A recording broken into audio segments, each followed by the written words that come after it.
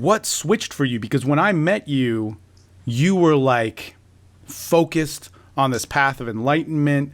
That was the main priority in your life. I think in some ways it still is. Yeah. Being an artist, expressing yourself, business, functioning in its full form. But you knew, and I got this right away, and I was also on a similar path, is that, or, not the same one, but I had gotten off of this path of this sexual roller coaster where I just wanted to be healthy. I just wanted to be a good person. I wanted to connect. I wanted to know the value of interacting with somebody and human interaction, all that sort of stuff. Well, for me, it was a whole journey because I think when I first started, there was like a lot of there's a lot of anger and resentment. You know what I mean?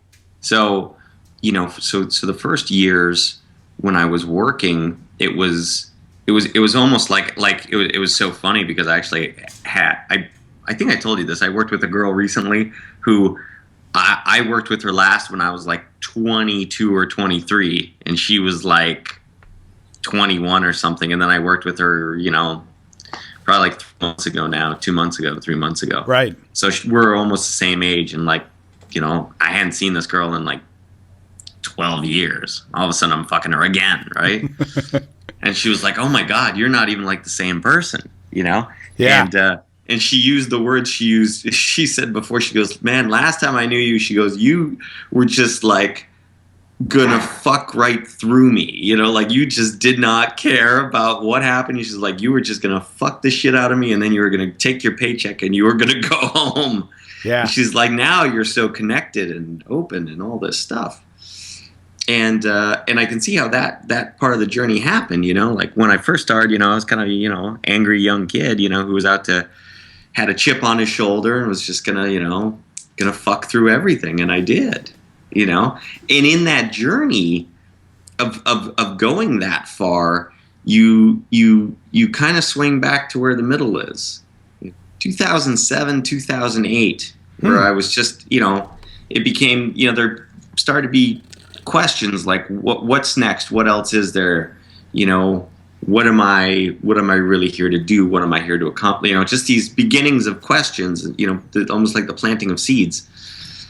And then ultimately that led me to getting involved in the NLP group up in San Francisco, and then that really just twisted my life all the way around, because then you start to see how you can connect with others, and then you start bringing that level of connection into the sexual space, and it really. It changes the whole dynamic of what sex is, because then it goes from being just this physical raw thing to it's this physical raw thing, but it's also bringing people closer together, and it's taking connection to a level that I don't think there's any other way to get that same level of connection. I was having sex with Maria the other day, and it got so in deep. I think it was yesterday, and I just sat there afterwards, like, in this awesomely meditative state where it was just so cool. I was just so in touch with this part of myself that had just like gone through this like animal, rage orgasm that just calmed down, and it was fucking awesome. And that's one thing that I've always thought about sex, is that it's not always one time where you have this superlative experience, but it's every time you tap into this language that you're speaking with somebody, and it's pure beauty. There's no way to describe it. And that could be, and this is again why I'm so pro sex, and I'm really not anti anything. I'm against.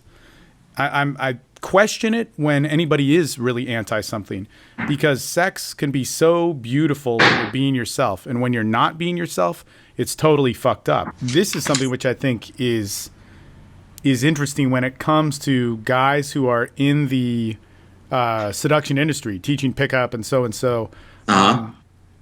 I really see. I mean, it's like you can calculate it. Let's say if guys don't get good at socializing, they don't get results. Mm-hmm. Because of the voicing in the industry is so like taking, you're going to get it. This is the window to your masculinity. This is the window to your happiness, all that sort of stuff. They Yeah. then become like less social. Now, those are the guys that didn't get results. They become antisocial. They get like more in touch with their anger, more in touch with their confusion, all that sort of stuff. But the real sad part comes into it is when guys are able to get laid and get results or get a reason to continue. And I really think the pivot point in all this is the ability to be yourself and communicate yourself and, you know, all that authenticity stuff. But that being said, I know pickup artist, seducer, dating coach after dating coach that has like a lot of like anger and confusion and, you know, just a complete disconnect with sex, using their skills with women to cover up or not acknowledge the rest of the crap in their life. And it's so like obvious and prevalent. It's really, really sad. Well, yeah, but everybody at some point wants to feel good and feel validated, but it does go to a whole nother level. You know, you've got, I've known many girls too, where, you know, the all they want is the attention. Right. You know, I mean, it's much like, you know, like the girls that get into porn in America. I think we've talked about this. The European porno chicks and the American porno chicks are completely opposite in the ways they get into the business. You know, the Europeans are super, super, super hot, and they're kind of cold. You know, like they've got this cold, distant thing to them. But it's because their whole motivation for getting into porno is money. You know, it's like, I'm in Eastern Europe, I'm poor, I don't have any money. Ooh, you'll pay me that much money? Okay, I'll go do it. And they can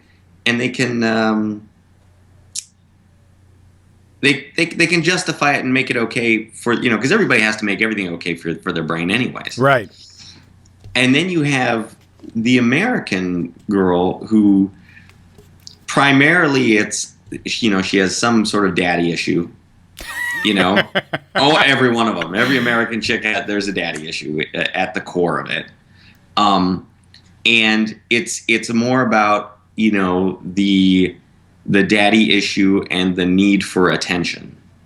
You know, so it comes across, and this is, I think, where you have some, you know, people that just watch porno get it all misconstrued, where they're like, oh man, the American chick just loves to fuck everything, and that hot European chick, like, you can tell she doesn't want to fuck. And it's not that they want to fuck or don't want to fuck, because a lot of those European chicks, you take them home on the side and they're fucking amazing. Right. But when it comes to, like, they're at work, they treat it as a job. Whereas, you know, the American chicks, usually, because it comes from this deep-rooted, like, dad was never there, I didn't get attention in high school, I didn't make the cheerleading squad, like, you know, all those types of factors, they go out of their way to really, they want the attention. If the attention means they got to scream and, you know, piss everywhere on camera, they're going to do it. You know, it's just how it is, you know? So, I like that. yeah. So I don't look at one as being any different from the other. I just look at it as the roots of how they get into the business, change that. And then, you know, for the guys, you know, most of the guys, I mean, myself included, you know, I mean, there's definitely, you get into it because couple things you want, namely, you're getting into it because you want to have sex with the girls. And then number two is usually the validation. Money is typically not in it at all. I very rarely have I ever met a dude that got into it for money. You know. So, if they do, those are the guys that can't last or have to take all the, you know, performance enhancing drugs to be able to even do the job, because their initial motivation is not coming from a place of sexuality. It's coming from a place of financial, you know, wanting or whatever.